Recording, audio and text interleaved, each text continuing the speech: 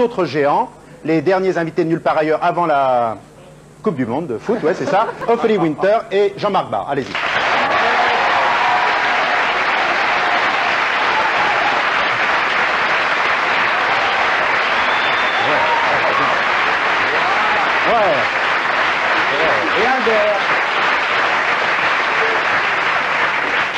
La qualité ici, c'est l'accueil. Ophélie et Jean-Marc viennent nous présenter Folle d'elle, un film qui, soit dit en passant, fait un malheur en Allemagne, où les critiques unanimes s'exclament « Winterbar, Wunderbar ». Je sais, bon. Bon, maintenant, on avance. Je vous en prie. Maintenant, c'est la dernière avant la Coupe du Monde, j'ai dit. Maintenant, le thème du film. Un macho hétéro est amené par deux copains gays à se faire passer lui aussi pour homo afin d'être hébergé par une jeune femme ravissante que le divorce a dégoûté des hommes. C'est bien ça. Bon.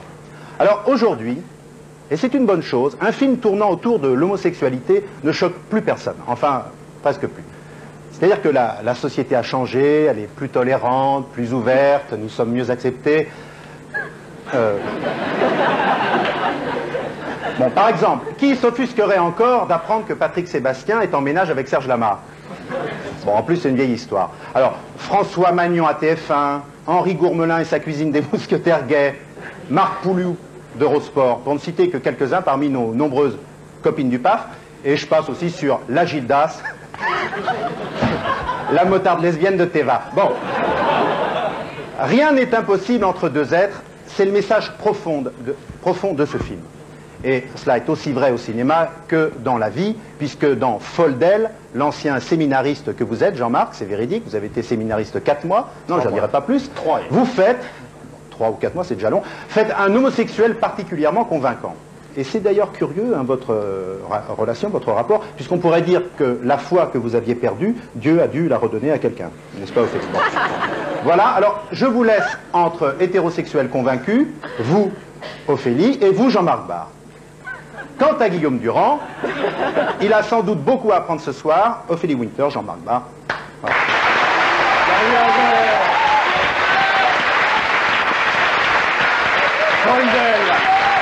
Merci pour Jean-Marc et Ophélie, la bande-annonce. La voici.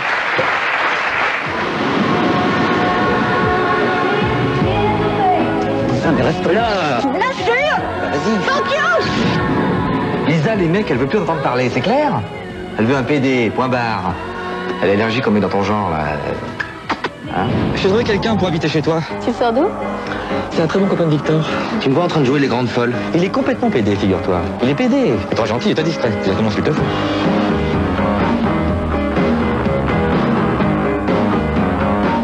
Ben voilà. Voilà exactement ce qu'il faut pas faire. La cigarette, c'est très important. Ouais. Marc Beaulieu. Encore une de tes idées à la con, cours à la cata. Je n'ai pas comme ça. Oh, que c'est bête, il savait pas là. Mais avec Marc, excuse-moi, ça passe pas vraiment inaperçu.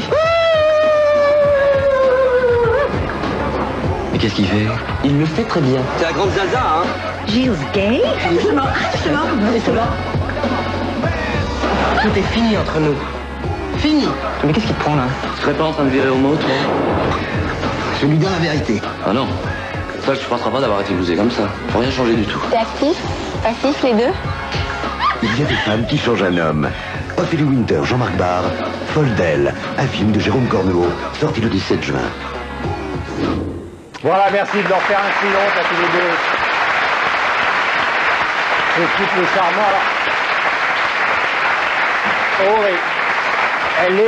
Lisa, elle est quoi? Elle est femme d'affaires et dans l'immobilier à Los Angeles. Banquière. Banquière. Dans l'immobilier. Elle essaie de vendre à un moment des prisons pour faire des hôtels. Enfin, ouais, voilà. Et lui est un photographe qui réussit pas très bien. Ben non, il est plus intéressant. Le film débute, il a plus de boulot, il a plus de chez lui. On l'offre une très très belle maison sur Malibu, sur la plage, gratuit, seule condition, il faut être homosexuel. Et ça n'intéresse pas jusqu'au moment où il voit que la personne qui demande est Ophélie. Et là, il devient... Parce qu'il l'a rencontré dans une partie au consulat de France. Oui, mais c'est plus tard, à travers une photo, qu'il voit que c'est Ophélie. Et là, tout d'un coup, il veut devenir le plus beau PD du monde pour essayer de la draguer. Et tout d'un coup, il se met dans une situation, étant qu'il est plus macho, mais dans un rôle plus sensible, il y a un rapport qui se développe.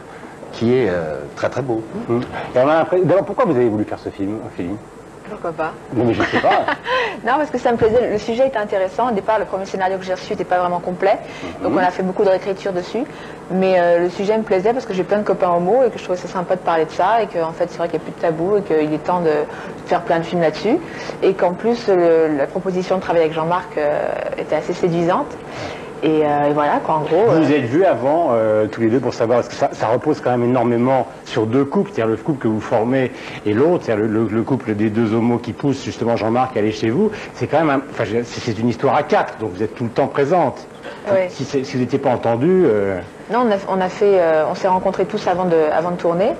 Et en fait, c'est la rencontre avec Jean-Marc qui a fait que j'ai vraiment eu envie de faire le film, parce qu'on s'est rencontrés, on s'est dit, bon voilà, le scénario n'est pas vraiment abouti, mais on a envie d'apporter les 20% qui manquent par notre jeu, par la joie de le faire, quoi. Et puis, on s'est super bien entendu, et dessus, on est parti comme ça, en se disant, allez, on y va. Jérôme, le metteur en scène, lui raconte beaucoup qu'il a été influencé par Billy Wilder, par toute une partie de la comédie américaine, d'où d'ailleurs le fait que ça se passe à Los Angeles pour qu'il y ait une certaine légèreté dans l'air. Et aussi qu'Ophélie et moi, nous tenons un partage américano-français.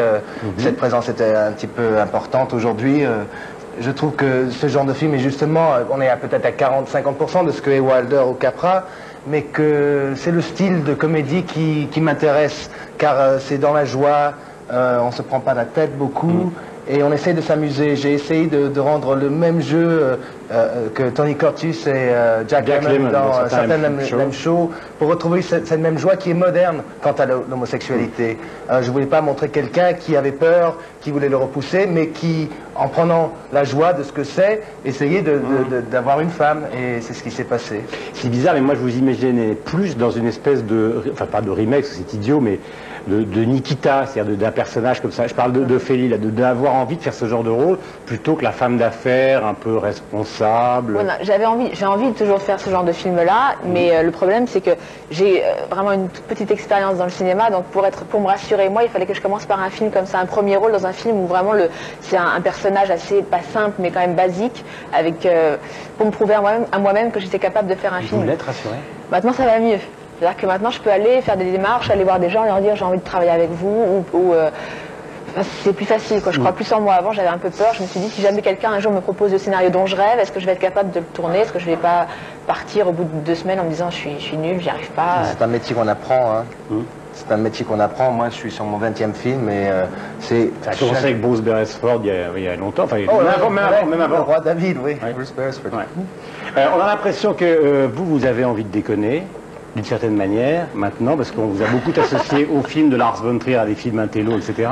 Et peut-être, mais peut-être que je me trompe, vous, une certaine forme de responsabilité sensible. C'est vrai ou c'est faux, ça? Moi, j'ai pas vraiment le choix, j'ai pas Je vraiment... parle pas au cinéma, mais en général. En général, oui, j'ai pas le droit de déconner, parce que j'ai souvent l'épée de Damoclès au-dessus de la tête, donc je suis restreinte à... J'ai un jeu très minimum, quoi. J'ai pas le droit de faire trop de... Il y a plus qui va venir avec le temps. Oui, mais pour l'instant, il faut vraiment que je reste dans une ligne, que je reste bien sérieuse et que je prouve un peu aux gens ce que je peux faire, voilà. Autrement, on tape sur la tête et j'ai pas envie de donner le bâton pour qu'on me tape, donc je reste assez sérieuse, assez droite. Et une fois que j'aurai prouvé que les gens seront d'accord ou pas d'accord, mais comment il y aura quelque chose de concret, je pourrais commencer à me donner une marge de déconnade comme Jean-Marc. Est-ce que vous vous rendez compte que d'une certaine manière, vous vous ressemblez, vous avez commencé dans des choses... D'abord, tous les deux, vous êtes pour une génération une certaine forme de symbole, lui avec le grand bleu, et vous avec une autre génération, sexuel, sauf que lui c'est sexuel séminariste, un peu le grand bleu qui descend tranquille, et vous au contraire c'était la tempête. Vous en avez parlé, ça, tous les deux, en parlant de cette relation que vous avez avec une génération, ou pas du tout? Moi je suis très fier d'être lié avec elle. Maintenant? Non, mais il y a une énergie qui est quand même... quelque chose d'international, c'est moins français. C'est quelque chose qui va avoir des frontières, et je pense que le potentiel européen avec le cinéma européen en anglais est une chose qui nous donne un marché qui est beaucoup plus vaste, et je sais pas, je trouve que quand on s'est rencontrés, il y avait quelque chose de très semblable. Ouais. Un feeling, c'est pas... Alors ce feeling, vous allez le retrouver à un moment où Jean-Marc essaye de lui expliquer, parce qu'il est quand même hétéro, au fond, et amoureux d'elle.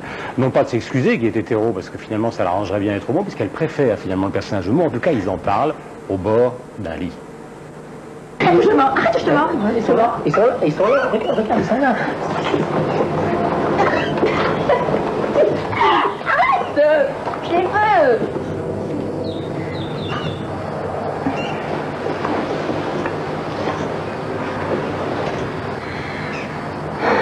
C'est déjà arrivé de désirer une femme?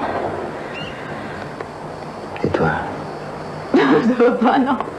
C'est pour faire parler, hein. Faut s'accrocher. Tu veux des confidences? Je veux bien. À 16 ans, en pleine puberté, je suis tombé amoureux d'une belle blonde. C'était la première de la classe. Mais très discrète. Toujours un beau sourire. Des jambes à tuer. Elle s'est jamais intéressée à moi. Mais il s'est rien passé, alors. Non. Elle s'était mise dans la tête que j'étais trop sensible, trop romantique, que j'avais pas la voix assez grave. Du coup, j'ai commencé à fumer. Et la première fois que tu es tombé amoureux d'un garçon? Écoute, Lisa.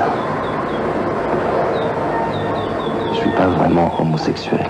Pas vraiment, mais qu'est-ce que tu peux être tordu, toi, quand tu t'y mets? C'est pas possible, hein. Je suis hétéro, Lisa.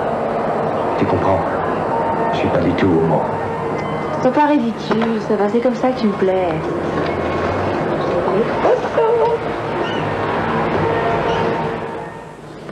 Jean-Marc et Ophélie, Lisa et Marc, la femme d'affaires. Est-ce que ça vous barre tous les deux quand on essaye de vous enfermer dans un des deux rôles? Vous, chanteuse, actrice, et vous, un télo... Ah, mais un télo, c'est quelque chose de très Non, mais bizarre. c'est un rapport qu'on a avec la Ouais, presse, avec les ce gens que j'ai qui nous emmerdent. essayé de faire depuis le Grand Bleu, surtout, c'est de faire tous les genres. Ouais. Tous les genres. Ça, c'est mon troisième, quatrième homosexuel, ou chose à jouer autour de l'homosexualité. Donc, j'essaie d'explorer tous les niveaux et aussi de ne pas avoir justement de critères. Parce qu'après le Grand Bleu, c'était pas du tout un télo. Et après Lars von Trier, tout d'un coup, je suis devenu un télo. Et pour un Californien de San Diego, ça, c'est un petit peu... Ça va un peu loin, ça. Ça, c'est l'image. Mais le Grand Bleu, ça n'a pas toujours été facile. Ça ressort d'ailleurs, Je sais, 10 ans après. Même jour. Et pendant 3 ans, finalement, il ne s'est rien passé derrière le Grand Bleu. C'était tellement fort. Ouais. Ben, je ne l'ai pas vécu, j'étais en Angleterre à cette époque-là. Ouais. Ça m'a donné énormément de cadeaux, ce film. Énormément de cadeaux. Et encore, maintenant, si ça ressort, on va voir comment ça réagit sur les nouvelles On générations. va voir, tiens, on va essayer un petit peu de Grand Bleu. Le souvenir, c'était il y a Oh là 10 là. ans et ça ressort. Regardez, boum. Ou est-ce qu'on va vous obliger à choisir, ou est-ce que vous avez justement pas du tout envie de choisir entre le fait de faire de la musique et puis de jouer? Est-ce que vous avez l'impression qu'on vous pousse à choisir? On me pousse à choisir, on me dit mais tu vas jamais arriver à mener les deux carrières de... Mais je n'ai pas envie de choisir, pour l'instant j'ai pas encore fait de tournée, donc je sais pas vraiment si chanter c'est exactement, enfin si je le sais, mais j'ai besoin de faire ma tournée pour faire un choix. Mais en même temps je sais qu'après la tournée j'aurais pas envie de faire de choix. J'aime chanter, je l'ai dans le ventre, j'ai besoin de chanter tous les jours, donc ça j'ai besoin de le faire. Maintenant faire du cinéma c'est un luxe qu'on m'offre de pouvoir m'amuser, apprendre un métier différent, mais... j'aimerais bien pouvoir conjuguer les deux, peut-être faire une comédie musicale, je sais pas, ou pour l'instant j'ai pas envie de choisir, je suis une vraie artiste et j'ai envie de faire plein de choses. Déjà je me coupe beaucoup, je pourrais faire des claquettes, de la peinture, plein de trucs quoi. Pour l'instant je suis que chanteuse et Elle a du actrice. temps. Donc, Elle a du temps. Oui, mais tout va bien surtout. Il n'y a aucune raison à choisir. Ophélie Winter et Jean-Marc Barr sont nos invités. Le film donc s'appelle Foldel et il sort le 17 juin. Merci de leur faire un triomphe. C'est l'heure de la...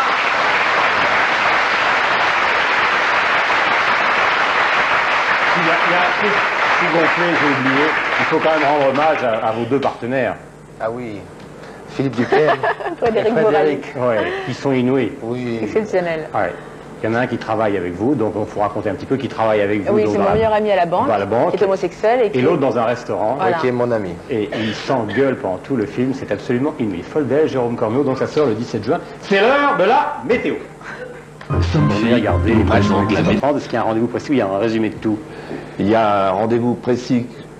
À la mi-temps du match de 21h, on verra toujours tout ce qui s'est passé dans la journée de toute façon. D'accord. Et puis il y a une émission de François Pécheux tous les soirs à 20h15, qui est pas mal, qui est un petit peu décalée par rapport au football, donc pour ceux qui sont un petit peu moins foot. Puis on a surtout les 64 matchs en direct. On est la seule chaîne à le faire. Ça vous passionne le foot tous les deux?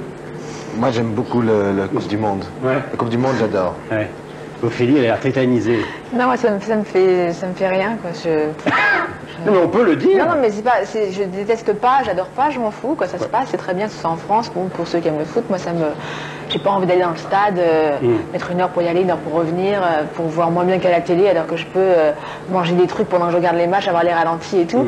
Mais en même temps, je regarde certains matchs quoi. J'aime bien les finales, plus que... Et Julien, vous, la passion, ça vient d'où? Parce que vous allez commenter des matchs avec Mr. Bietri, donc vous avez intérêt. Oui, enfin, commenter. Non, je ne vais pas être assis à côté de lui et je ne vais pas commenter. Je vais essayer de trouver ma place au milieu de tous ces consultants prestigieux sur le plan footballistique. Et puis, je vais déjà en faire un demain. Et puis, si je ne dis pas trop de bêtises, on verra si j'en fais un deuxième. deuxième. Demain, c'est Brésil-Écosse. Et c'est quoi le programme demain? Brésil-Écosse, et le soir, c'est Maroc-Norvège. Et puis une cérémonie d'ouverture au Grand Stade. Et on vous retrouve donc à l'antenne à quelle heure demain? On donne l'heure du commencement, 49. 14h, Canal, 14h. 14h, Canal. Merci bon Charles Bietri donc et Julien Clerc d'avoir préparé tout ça pour vous. Vous les applaudir, ça va faire plaisir. Alors, c'est l'heure du Guignol, mais l'album sortant, le deuxième. L'album sort et un single mi-juillet. Bon, on en parle tout à l'heure. Pour l'instant, c'est l'heure des Guignols. Comment ça va, PPD? Ça va, fais-moi PPD, mais je suis foudet quand même.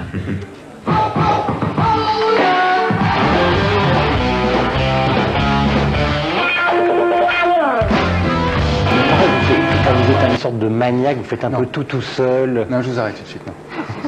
Non, mais maniaque, non. Non, mais c'est vrai que vous avez des idées un peu précises sur tout ça. Mais tant qu'à faire, non, mais c'est une petite entreprise quand même. Mais il y a plein de gens qui se lancent là-dedans sans avoir justement d'idées forcément très précises. Je sais pas comment vous faites. Par exemple, comment vous avez décidé, vous, Ophélie, pour le deuxième album? Comment j'ai décidé? Oui, mais est-ce que c'est la couleur musicale, enfin tout ça? C'est un choix. On m'a envoyé près de 600 chansons, donc j'ai dû choisir vraiment en écoutant très longtemps beaucoup de chansons. Ouais. Et c'est sur le moment, quoi. C'est au bout d'un moment, quand on retient la chanson, quand on se surprend à la chanter tout seul à la maison, on se dit bah, ça, si je l'ai retenue sur 600, c'est que c'est la bonne. Ouais. Donc moi, c'est comme ça que je fonctionne. Et après, j'écris les textes et je vois si elle me plaît encore avec un texte français dessus, et si ça passe encore avec du français en général, ça veut dire aussi que ça sent plutôt bon. Mais moi aussi, j'ai des idées assez arrêtées en studio, je suis assez casse-pied, quoi. Ouais, tant mieux. Mais je pense que quand on sait ce qu'on fait, qu'on aime ce qu'on fait, on chouchoute jusqu'au bout le projet, quoi. Donc en studio, je suis un peu, j'ai pas une réputation de quelqu'un de très tendre, quoi. Et est-ce que, par exemple, l'idée que Dominique défend, c'est-à-dire qu'on prend les gens au début, puis on les emmène jusqu'au bout de l'album avec une espèce de logique, ça vous touche, ou au contraire, c'est chanson par chanson? Moi, c'est différent, parce que c'est... encore une fois, comme j'ai beaucoup de mal à rester, à avoir une unité, à rester avec une seule personne, avoir une seule idée, je bosse avec plein de gens différents, des Suédois, des Américains, enfin bon, des Anglais et tout.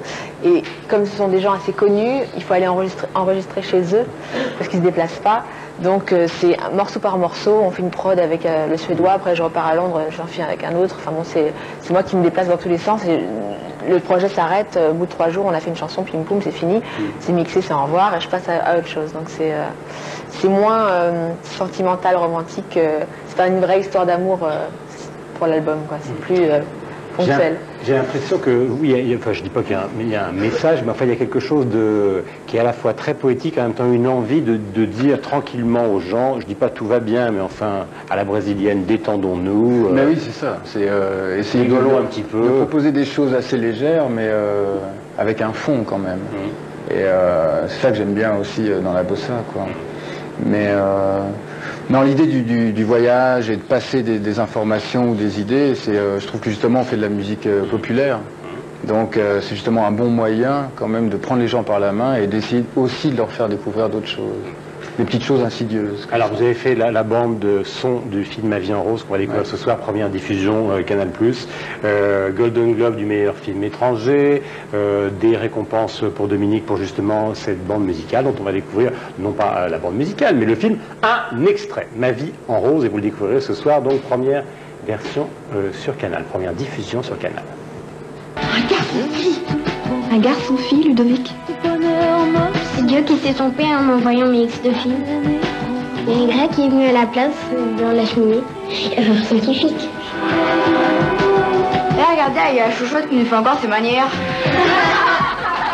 C'est quoi une tapette? Ça, c'est une tapette! Il faut pas dramatiser. Vous n'allez pas réagir comme tous ces imbéciles. C'est pas grave, c'est oublié. Il faut repartir sur de nouvelles bases, hein? La couleur de tes joues, comme l'isme bas. Ludovic, qu'est-ce que tu veux? Allez, un jupe à l'anniversaire de Sophie.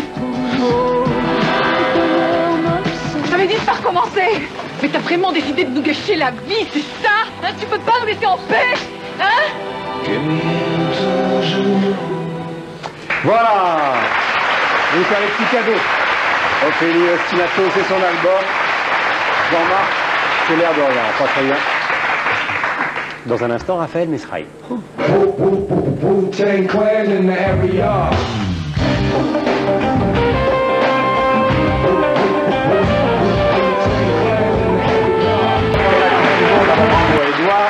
La Coupe du Monde, donc à partir de demain, 19h30, 20h15, c'est l'émission de François Pécheux. Et vendredi, samedi et dimanche sont les garçons qui font l'émission de 19h30 à 20h15. Donc, nu parleur spécial, tais-toi, je termine. Je vous souhaite à tous les deux tout le bonheur du monde. Merci. Je sais, Jean-Marc, il y a plusieurs films. Il y a Le Grand Bleu qui sort avec Foldel. Et il y a aussi... ensemble, non Hein? Pardon? Non, je suis pas sûr. Non, non. Non. Vas-y, Guillaume. Vas-y. Tu dis pas la Moi, phrase. je dis que vous étiez ensemble. Bon, allez. Voilà. Le centre... Tu peux rentrer, tu peux rentrer. Voilà, c'est le générique. Ciao. À demain, 19h30. Voilà. Foldel 2.